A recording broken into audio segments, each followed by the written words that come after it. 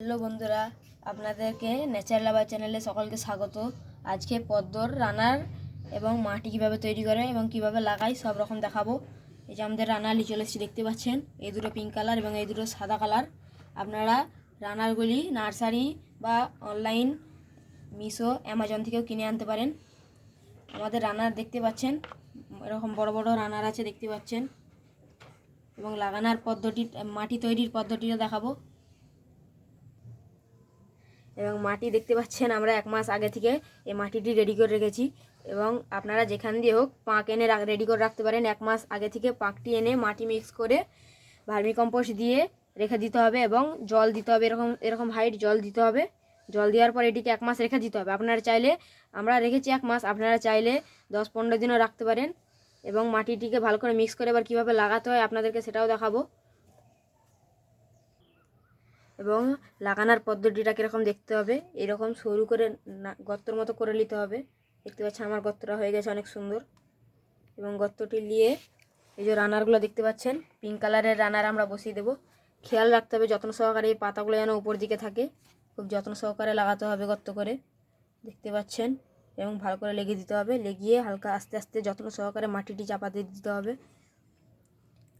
এবং এতে একটা রানার হয়ে গেছে। এবং আর একটা গামলায় আমাদের মাটি রেডি করা আছে, দেখতে পাচ্ছেন। সাদা টিউবারটার জন্য দেখতে পাচ্ছেন মাটিটি কত সুন্দর আমরা রেডি করে রেখেছি। এবং এতেও সাদা রানারটি দিয়ে দেবো, দেখতে পাচ্ছেন।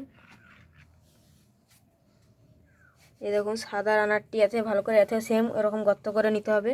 গর্ত করার পরে রানারটি যত্ন সহকারে, পাতা দেখতে পাচ্ছেন না ভেঙে যায় সে মতো ভালো করে যত্ন সহকারে লাগাতে হবে, দেখতে পাচ্ছেন। আমাদের হয়ে গেছে লাগানো। এবং আরেকটি বসাবো এই ধারে, এরকম করে একটু গর্ত করে নিতে হবে। দিয়ে যত্ন সহকারে পাতাটা না হয়ে যায়, আবার ঢাকা দিয়ে দিলাম। ঢাকা দেওয়ার পর এতে আরেকটি রান্নার বসাবো, গর্ত করে নিচ্ছি, দেখতে পাচ্ছেন গর্ত হয়ে গেছে। এবং এই রান্নারটিও বসিয়ে দেবো। দিয়ে ভালো করে আস্তে আস্তে ধীরে সুস্থে চাপা দিয়ে দিতে হবে।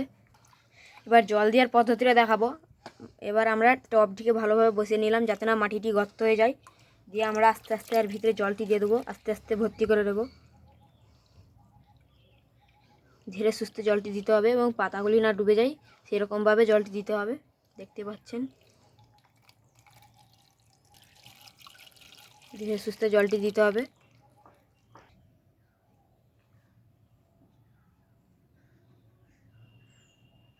এভাবে এরকম জল দিয়ে এরকম ভর্তি করে নিতে হবে। দিয়ে আবার যখন ফুল ফুটবে এটাতে আবার দেখাবো, আবার একটি ভিডিও শেয়ার করবো এটাতে। এবং এটাই কীভাবে জল দিতে হয় দেখাবো। দেখুন সেম এরকম টিউবারটি বসিয়ে আস্তে আস্তে জল দিয়ে দিতে হবে। এটা তো যখন ফুল আসবে আপনাদেরকে আবার একটি ভিডিও শেয়ার করব। মানে এটাতে এরকমভাবে জলটি পূর্ণ করে নিতে হবে, দেখতে পাচ্ছেন আমাদের জল পূর্ণ হয়ে গেছে। আমাদের জল দেওয়া কমপ্লিট হয়ে গেছে, দেখতে পাচ্ছেন কত সুন্দর করে এরকমভাবে জল দিয়ে দিতে হবে। এটা তো এরকমভাবে জল দিয়ে দিতে হবে। এবং আপনারা চাইলে পানা ছাড়তে পারেন দুটোতে, এবং মাছও ছাড়তে পারেন যাতে না মশা জমে যায়। দেখতে পাচ্ছেন কত সুন্দর করে দিয়েছি। এবং আপনাদের কোনো টিপস থাকলে আপনারা কমেন্টে জানাতে পারেন। এবং আপনাদের কোনো গাছ কী কী গাছ লিখেছেন আমাদের কমেন্টে জানাবেন। এবং ভিডিওটি ভালো লাগলে সবাইকে লাইক, কমেন্ট, শেয়ার করবেন এবং অন্যকে দেখার সুযোগ করে দেবেন। টাটা, বাই বাই আজকে।